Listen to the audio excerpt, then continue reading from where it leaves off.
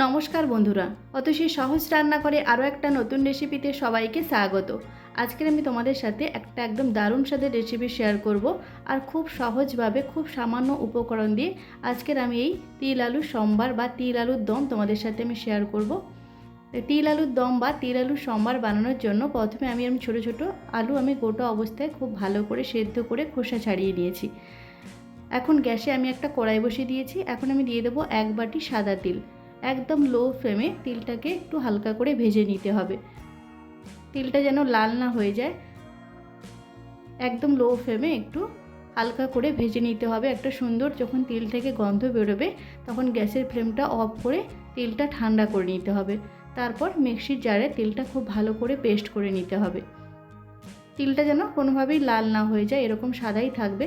দেখো তিলটা আমার ভাজা হয়ে গেছে। এখন আমি গ্যাসের ফ্লেমটা অফ করে তিলটা আমি ঠান্ডা করে নেব। এখন আমি এই খোসা ছাড়ানো আলুগুলো একটা বাটির মধ্যে নিয়ে নিয়েছি। দিয়ে দেবো স্বাদ মতো লবণ, খুব সামান্য পরিমাণ আমি একটু চিনি দিয়ে দেব। তোমরা যদি চিনিটা বাদ দিতে চাও তবে চিনিটা বাদ দিতে পারো। এখন আমি দিয়ে দেব একটা গোটা লেবুর রস। লেবুর রসটা আমি দিয়ে দিলাম। এখন দিয়ে দেব 1 চামচ কাঁচা লঙ্কা বাটা। ঝালটা তোমাদের স্বাদ অনুসারেই দিয়ে দেবে। কাঁচা লঙ্কা বাটাটা দিয়ে খুব ভালো করে আলুর সাথে মিশিয়ে নিতে হবে। হাত দিয়ে আলতো হাতে খুব ভালো করে মিশিয়ে নিতে হবে। এখানে আর কোনো মশলাই ব্যবহার করব না। এই সব কিছু দিয়ে খুব ভালো করে মেশানো হয়ে গেলে তিলটা আমি যে ঠান্ডা করে পেস্ট করে নিয়েছিলাম সেই তিল বাটাটা দিয়ে দেব। তিল বাটাটা দিয়েও খুব ভালো করে আলুর সাথে মেখে নিতে হবে আলতো হাতে। তিল বাটাটা দিয়ে খুব ভালো করে আলুর সাথে আলতো হাতে মেখে নেব। আর এখানে এই ছোটো আলু হলেই ভালো হয়। তবে ছোটো আলু যদি না থাকে গোটা আলু টুকরো করে কেটে খুব ভালো করে সেদ্ধ করে নিলেও হবে। ছোটো আলুটা হলে এই তিল আলুর সম্বারটা ভীষণ ভালো টেস্ট হয়। তবে ছোটো আলু না থাকলেও গোটা আলু টুকরো করে কেটে খুব ভালো করে সেদ্ধ করেও ওই তিল আলুর সম্বার বানানো যায়, তাতেও ভীষণ ভালো টেস্ট হয়। আর আলুটা যেন খুব ভালোভাবেই সেদ্ধ হয়ে যায়, যেহেতু আর আঁচে রান্না হবে না। এইভাবে সমস্ত মশলা মাখিয়ে এই তিল আলুর সম্বারটা হবে। তিল বাটাটা আমি খুব ভালো করে আলুর সাথে মেখে নিয়েছি। এখন গ্যাসে আমি আর একটা তড়কার প্যান বসিয়ে দিয়েছি। তাতে আমি দিয়েছি সাদা তেল আর খুব সামান্য পরিমাণে একটু ঘি আমি গরম করে নেব। তোমরা চাইলে শুধু ঘি বা শুধু সাদা তেলও করতে পারো।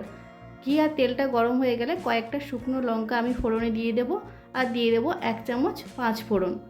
ব্যাস, আর কিছুই আমি দেব না। শুকনো লঙ্কা আর 5 ফোড়নটা একটু গরম হয়ে গেলে গ্যাসটা আমি অফ করে দেব। আর এই ফোড়নটা আমি দিয়ে দেব আলুর মধ্যে। সমস্ত ফোড়নটা আমি আলুর মধ্যে দিয়ে দিয়েছি। তারপর আমি ঢাকা দিয়ে 10 মিনিট রেখে দেবো। দেখো 10 মিনিট পর আমাদের রান্না একদম কমপ্লিট। তিল আলুর দম বা তিল আলুর সম্বার একদম পারফেক্টভাবে রেডি হয়ে গেছে।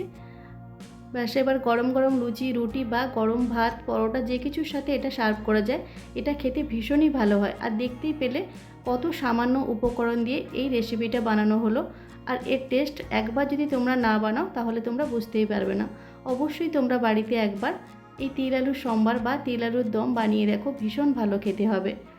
আর এটা বানানো কতটা সহজ এই ভিডিওটা দেখেই তোমরা বুঝতে পেরেছো। আশা করি আজকের ভিডিওটা তোমাদের ভালো লেগেছে। যদি ভালো লাগে তাহলে অবশ্যই একটা লাইক করে দেবে আর বন্ধুদের সাথে শেয়ার করে দেবে। আর রেসিপিটা যদি বাড়িতে বানাও অবশ্যই কমেন্ট করে জানাবে কেমন হয়েছে রেসিপিটা। আর আমার রেসিপিগুলো যদি তোমাদের ভালো লাগে তাহলে অবশ্যই চ্যানেলটিকে সাবস্ক্রাইব করে পাশে থাকা বেল আইকনটি প্রেস করে অল অপশানে ক্লিক করে দেবে। তাহলে যখন আমি নতুন কোনো ভিডিও আপলোড করব সবার প্রথম তোমাদের কাছে নোটিফিকেশান পৌঁছে যাবে।